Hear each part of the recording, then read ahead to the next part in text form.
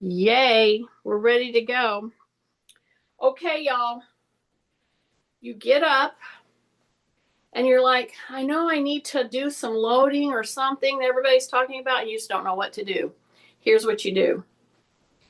And we're going to start, I'm going to really focus on feet and calves. So once you have gotten up and you're sitting here like, what can I do to get my brain going, my muscles going? Seriously, start walking backward just a few steps and see, you have to look. Then you turn around. See, all I'm doing is taking 1, 2, 3, 4, 5 steps. Then I'm turning around and I'm swinging my arms. 1, 2, 3, 4, 5 steps. And I'm turning around. And I'm just going to do this in my, let's say it's too cold to get outside, or you think it's too cold because you don't want to put on your heavy coat in May. See this? See this? Just by walking backward, carefully turning, heel has to go up. Then roll from the ball of the foot down into the heel. Okay? Now turn, say rib cage up, drop your shoulders, and just close your mouth. You'll have to breathe through your nose. Don't go fast because you're just trying to get your joints lubricated with that synovial fluid that anytime you move, that is what's going to make that synovial fluid come into the joints. That's why I don't want to just keep my hands still. And see how I'm turning? This act of turning, see this? You bring your knee up. See? Tighten the tummy, drop your shoulders. After you've done 2 revolutions, stop. Rib cage has to go back up. Knees get soft and go back the other way. So if you will do some of these movement related things that makes your brain start firing, you have to think to walk backwards. So to prove my point here, if you're in your kitchen, for instance, and you're thinking, okay, I can do some things here in my kitchen and I'll do my backward walking in my kitchen. Okay, if you do that, you turn around in your kitchen and you try to go to the refrigerator, then you turn around and go to your sink. See what I'm saying? If you keep trying to do that, you're going to get irritated and you're going to go, forget this. Yeah, because you have to stop and think. And that is what gets you in a different state of mind. I hope this is making sense. Now, could you put some music on and start dancing? Sure. Because anytime you're dancing, especially a woman dancing, she has to go backwards, doesn't she? Okay? Maybe that's why we're so smart. I digress. Okay, then I'm going to stand in front of a chair, just your kitchen chair. And at first, if you are really, I don't know, if you're achy or sore or you're just stiff, well, number 1, we have to ascertain why is that.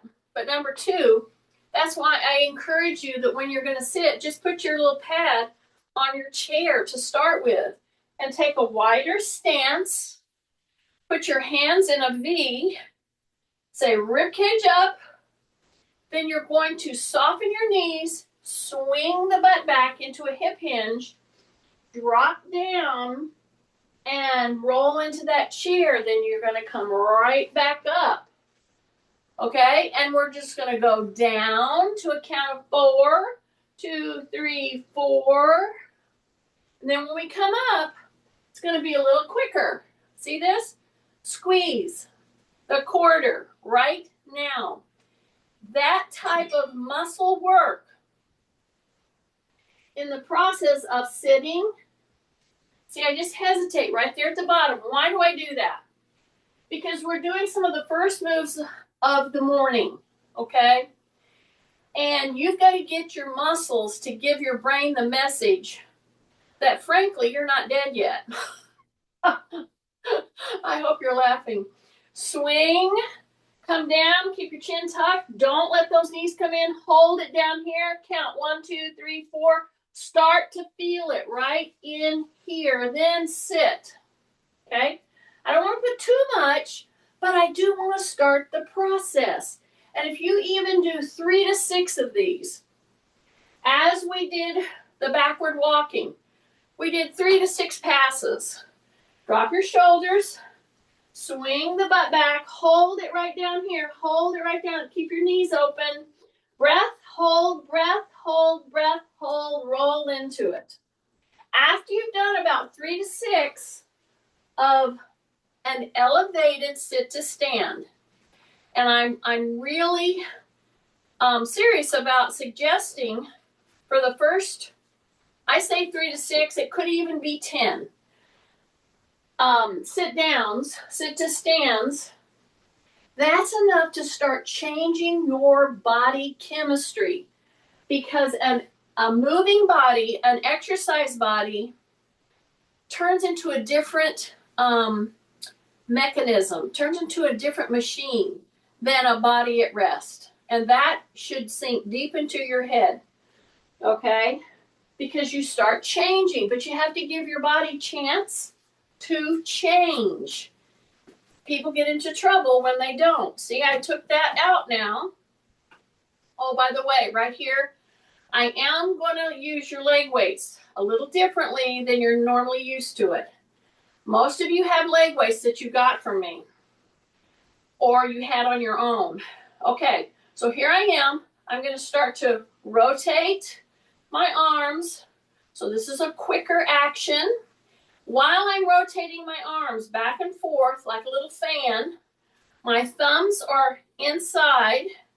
All I'm going to do is shift and just bring the knee up a little bit without leaning forward, okay? That's why I want your knee to come up. So I'm going to start introducing a little quicker action right now. Breath, keep your shoulders down, keep going. I need to check to see if somebody's got an emergency.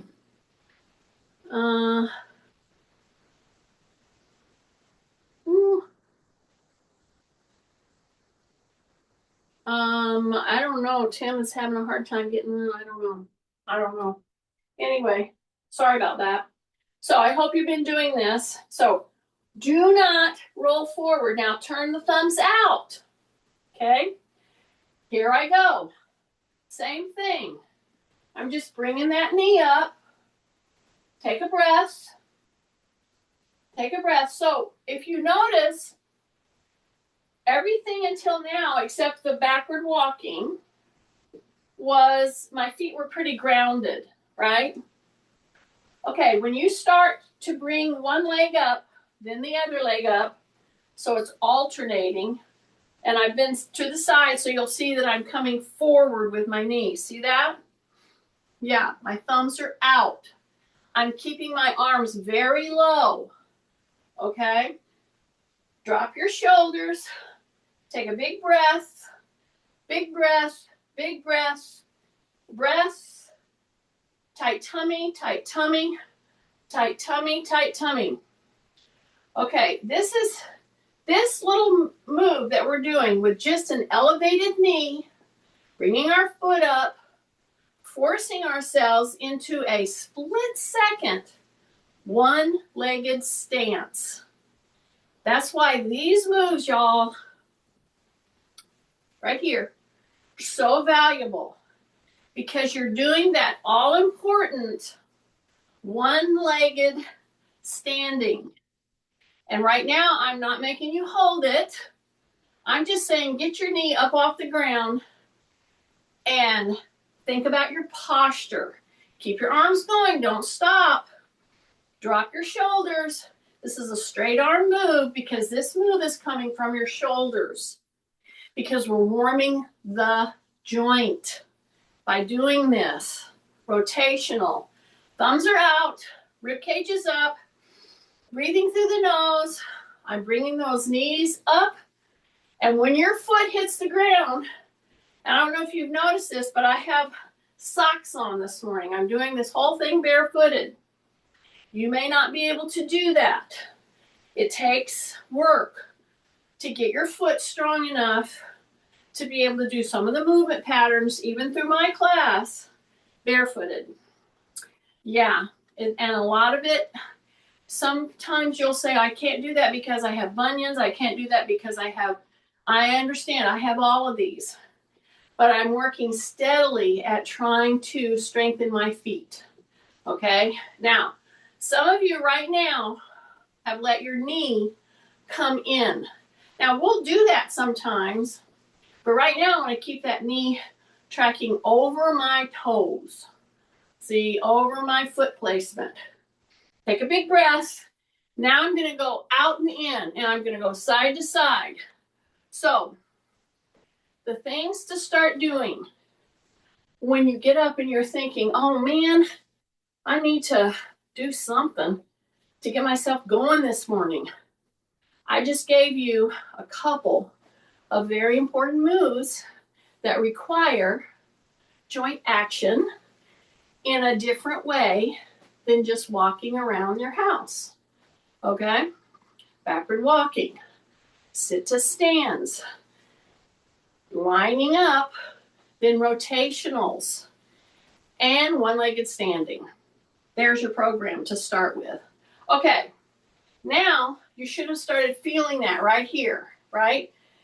So one of the things I've noticed even for myself is as we have our birthdays, you have a tendency to start, and I've gone over this before in some workouts that I've done. The first step you take, I've noticed this in myself. I start like this. So just stop yourself and think about your movement progression of just getting up and walking. Say rib cage up, but the biggest deal is don't collapse when you take the first steps. And this is generally how we start in. So I'm saying don't start stepping if you hunch over or bend. Say rib cage up again, bring a knee up, keep your elbows at a 90 degrees. And if you can't go that far, I understand that. So I'm saying come down here. Because this, if you're walking, you should be able to do that and hold it momentarily. Okay? This right here. Breath. But do you see what happens whenever that you bring that knee up? You have to straighten up. It's very difficult. And so all of this is like a chain reaction. You start to step like this because you're shuffling. So there we go with our feet and ankles. And I told you I'm going to really emphasize feet and ankle. I do a lot anyway, but I'm going to double my efforts. When you bring the knee forward, you have to straighten up, okay? It's very difficult to do this when you bring that knee up. If you're shuffling, that's what gets us into this, okay? And I understand why you're shuffling. You don't want to fall. Only that's going to play into you falling. So if you need something to hang on to, do it at a counter, and you can just simply do it stationary. Would I like you to walk with it? Absolutely, I would like you to walk with it. So I'm going to keep my elbows at my side. That's number one. Number two, you do not have to go fast. Now, we're going to do some fast moving today, but it's going to be a little different than what you think of as fast moving, because we have to put safety measures in place. Now, I did 3 walks. So now I'm going to go backward walking, and I'm going to hold. See this? So I'm going to go step back, and I'm only going to do about 3, maybe 3 to 6, if you have room. Tight tummy, drop the shoulders, breathe through the nose. Elbows are at your waist, right here. Okay, see that? So now I'm bringing that leg up, and I'm trying to count 1,001, 1,002, 1,003. So if you did nothing more than those 3 main moves that we did at the beginning of class, and then a hesitation on a backward walk, knee up, okay? So hip, so we're flexing at the hip, bringing it up, and holding it. You have to use your brain in order to do that. So now I'm going to go forward, okay? And then I'm going to do one more backward. Keep your elbows right there. Now, you could be doing all of this with a weighted vest, and that would be great. So I'm not concentrating, and I had to put my foot down too quickly. I want to hold it for these 2 passes. So big breath. Do not lean in. Start retraining yourself not to lead with your head and face and do the little shuffling thing. So what I'm doing right now, for people especially who have joints replaced, our world starts coming way in because we get so fearful that we're going to fall. And rightfully so. But some of these things, so see, there I start, I wasn't on. So I'm going to get centered right here, tight, shoulders down, big breath. I'm going to bring it up. I'm going to try to hold. This is my knee replace side that's holding me. I'm going to try to hold 1,001, 1,002, 1,003. Then I'm going to take back, and now I'm going to make my hip replace side hold me. So I have to think. Okay, drop, breath. I'm going to come up, and I'm going to hold 1,001, 1,002, 1,003. I'm going to try to hang out here. So what's your goal with one-legged standing? You should know this by now, okay? And if you don't, no big deal. I'm going to tell you. What we're looking for is a 10-second hold on one leg. Now, at first, don't be discouraged if you're thinking, oh, yeah, right, Jeannie.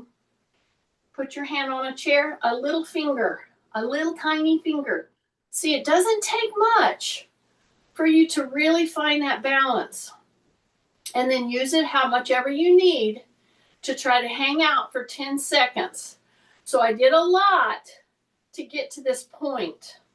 I want to point that out, okay? Take a breath, and when you start really losing it, go ahead and put that foot down. And then here's my chair, or here's my counter. I'm going to tighten in. I'm not going to be doing this hunched over. Rib cage up. Shift. Soften the knee. Bring that knee up. Breath. 1,001, 1,002, 1,003, 1,004, 1,005, 1,006, 1,007, 1,008, 1,009, 1,010, and put it down when you want to put it down. Okay? Then try the other leg. So I'm right here. Here's the counter if I need it. A chair, whatever. Bring the leg up. Soften up your knee. And why do I keep telling you to soften up your knee? I don't really want you to bend your knee because I want you to be upright. But I want your muscles to activate. And if you lock your knee, it's a different kind of use of that joint, okay? So you've seen me put my hand over here once or twice. I hope you're counting, Kathy. I think we're at least 5, 6, 7, 8, 9, 10.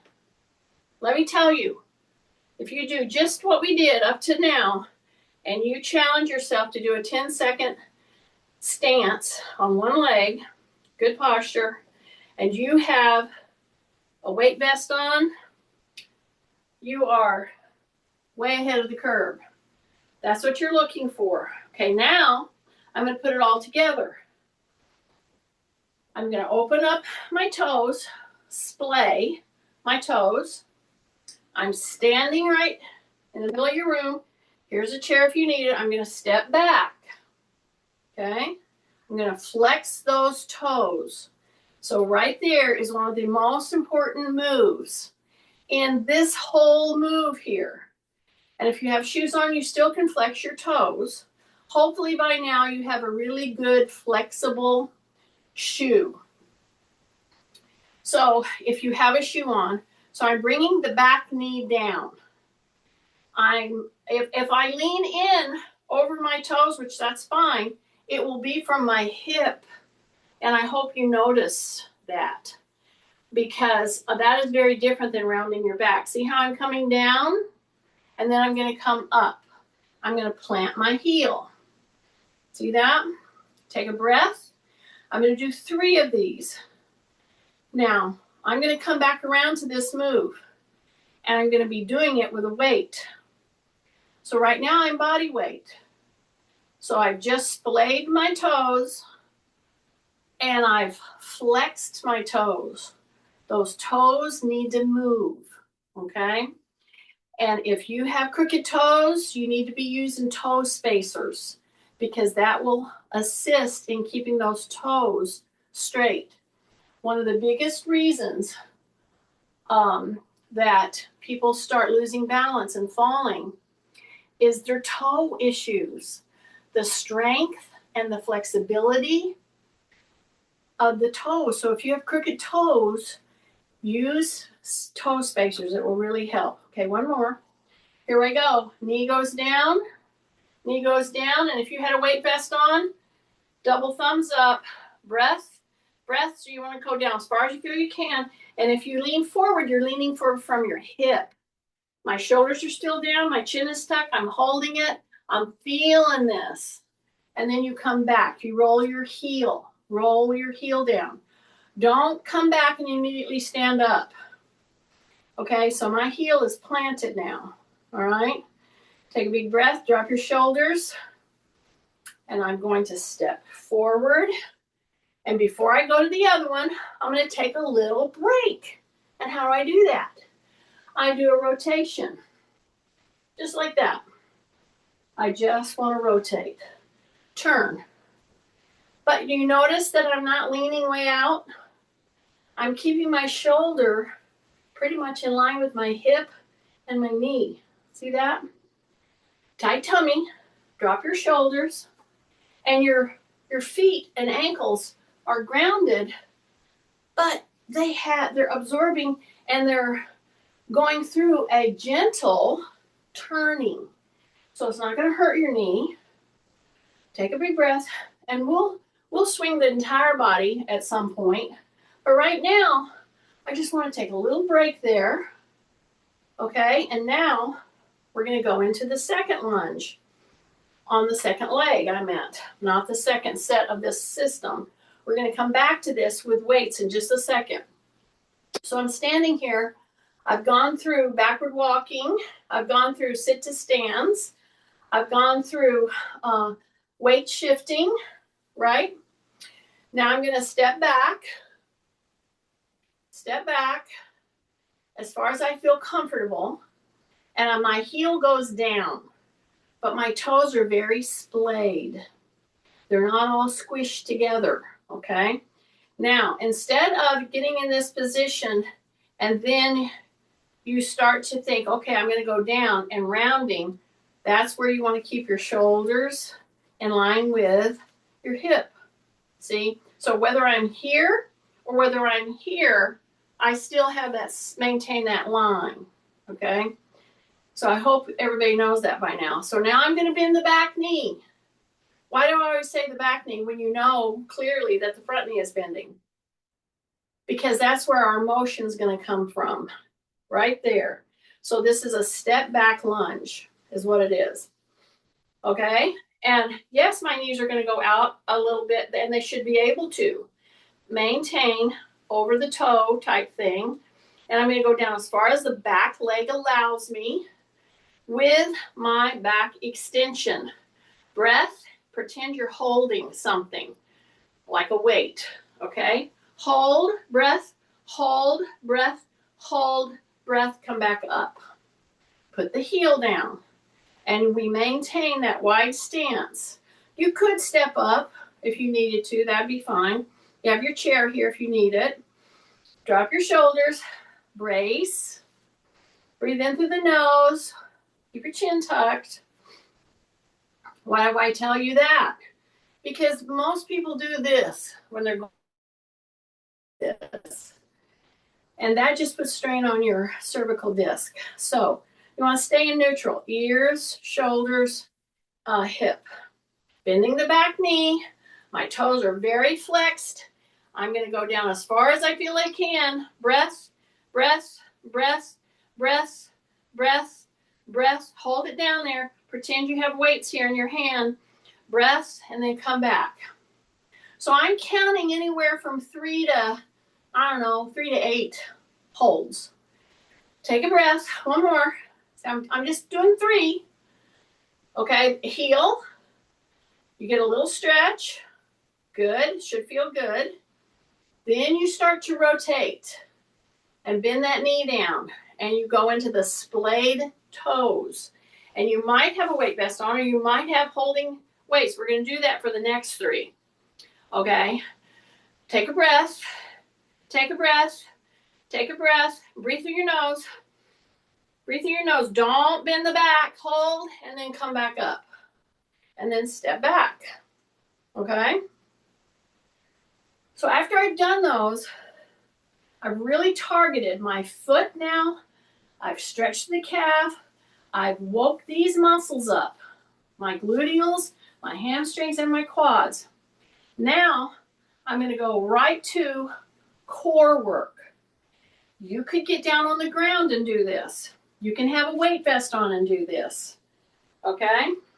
I'm going to do it from the chair. I'm just going to do it from the chair. And here's my leg weights, which I'm going to use here in just a moment. Okie dokie. So here we go. I'm giving myself enough room because I'm going to put my hands on the chair, and you can hang on this way. You can put your fist there if you have tender wrists, and you're going to do what's called a mountain climber. Now you can back off. See this?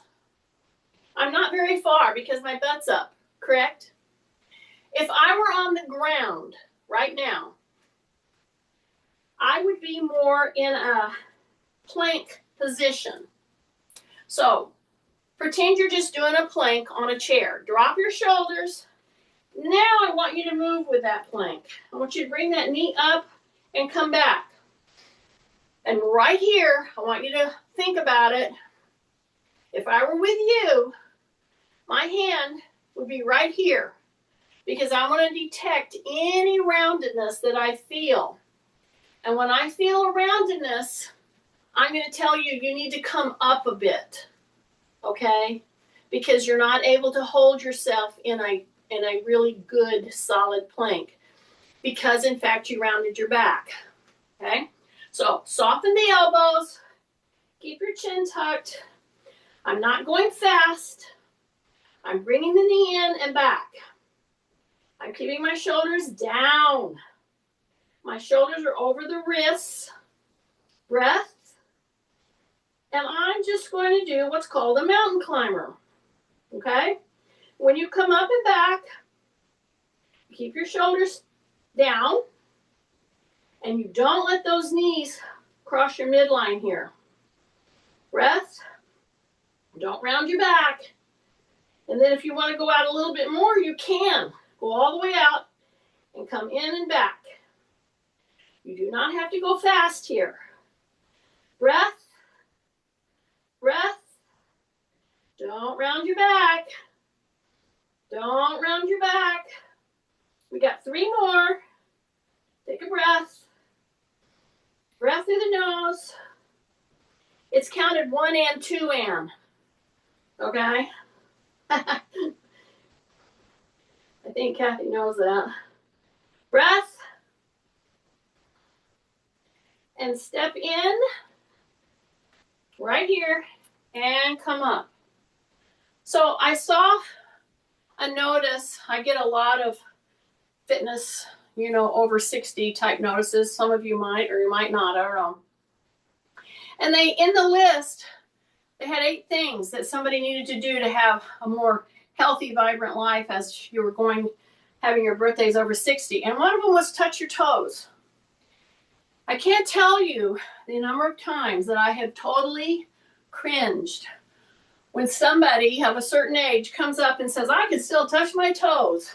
And I think that's great. However, you need to go at it a little differently, or you're going to really put your back at risk and some other joints too. So let's touch our toes. This is how you touch your toes if you're having your birthdays over 60. And actually, this is how you should touch your toes if you're in elementary school. I've had to teach this to so many kids.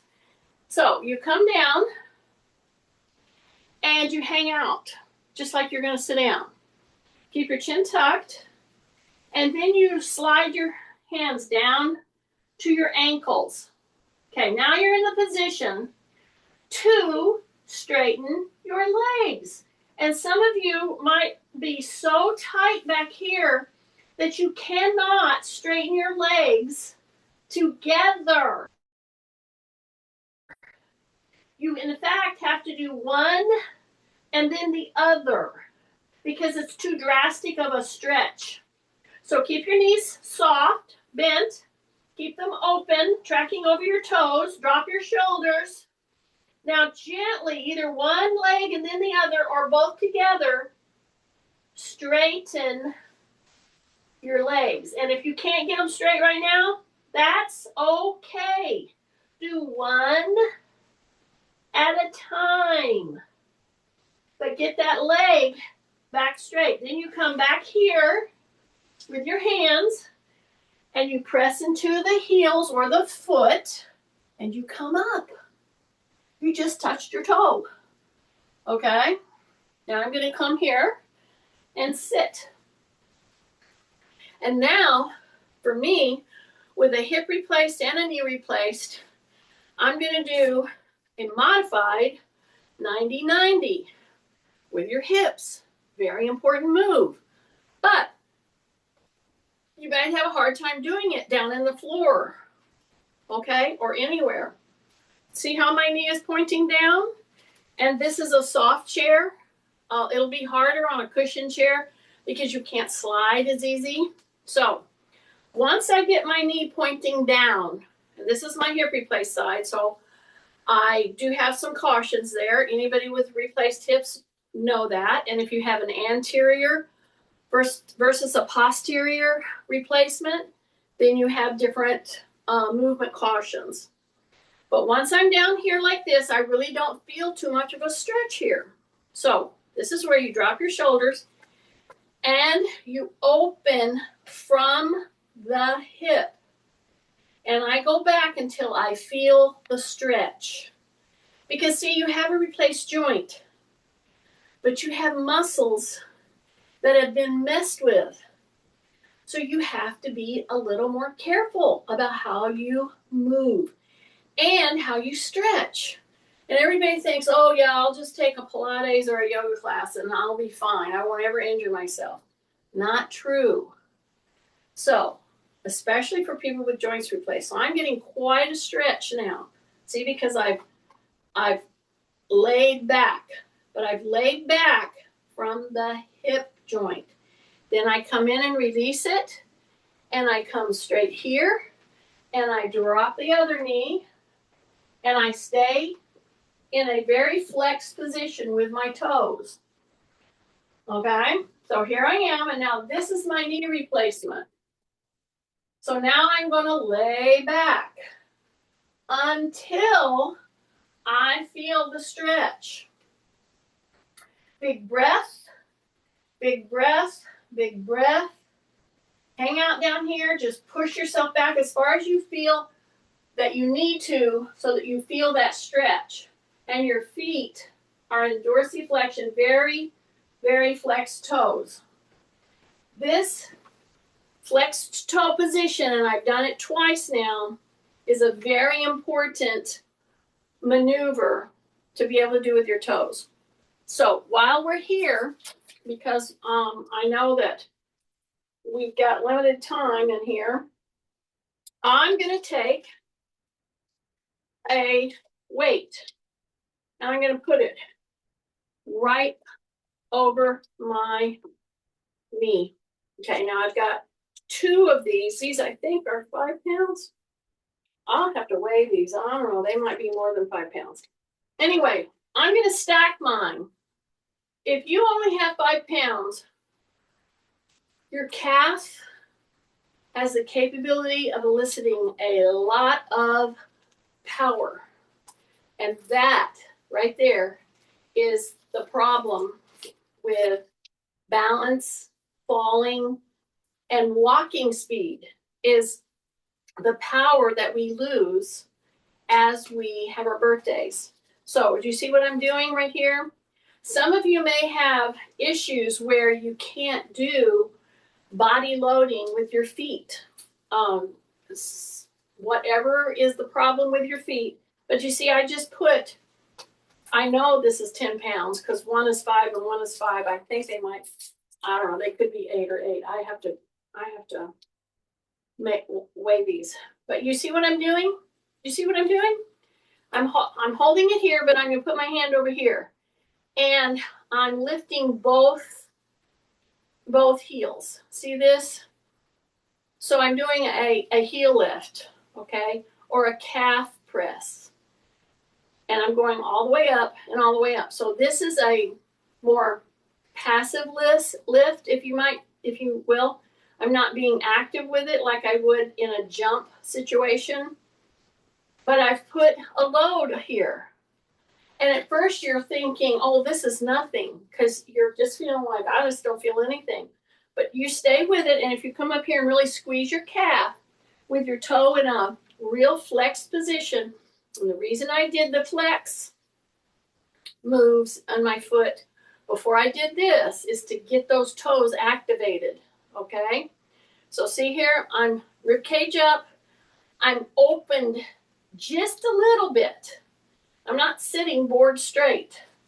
So I am doing repeated, what I call toe presses or calf raises. If I were standing, I would be doing a calf raise or a heel lift. Okay, so that's what I'm doing right now. And I'm choosing to do it right now in a seated position with weights stacked. Now, if you've been doing this with me and you had one hand on this one and you're just stabilizing here, you're feeling it in your calf over here, probably a lot more than this one. And you want to go until you're like, boy, that's getting kind of tight. That's the point. You have these things laying around. You're sitting and watching a program. Just put those suckers on your knee and do a couple of sets of heel raises against a weight. You're not only prepping your ankle and your foot to be stronger, but your calf just by this, okay? Now it's getting pretty tight. I feel it on mine. So I'm going to put these weights over here. I'm going to keep my back extended. And while I'm sitting here, instead of coming in like this, I'm going to go back just a couple inches. See, that puts a little pressure on my core. Good pressure. So I'm going to stabilize these, lay my hand here, I'm not pressing, and I'm going to go ahead and do, so it gives this a rest. You're still moving it, but now I've got the weight over here, okay? So most of you, I think, got 5-pounders. I don't know if I had that many 10-pounders. Maybe it's less, maybe it's more. Maybe you just have a weight that you could put on your leg, one of these weights, which would be excellent to do. And you could do as heavy as you wanted to because it's really doable, very doable. For people, especially with joints replaced. That's my point. Add this simple move to your weekly movement recipe. And I hope by now you have a recipe that's working for you. Okay, stay open, rib cage up. You're going all the way to the toe, all the way up. So I can tell you, yeah, I have to do a few more, that on this leg, I'm not feeling it nearly as much as I was on my knee replaced side. So that should tell you something. Yeah, I know. When you have a knee replaced, you have compromised calf, soleus, and foot muscle power. Okay? This is one of the little tips to your recipe to helping get those muscles back on target. I don't feel it over here as much because I have my hip replaced over here. Okay? That has more ramification upstream in your quads, etc., than into your foot and ankle. Okay, so stay open. See, I lean back. I'm going up, and you're going to roll right into the toes. Try not to be rolling your foot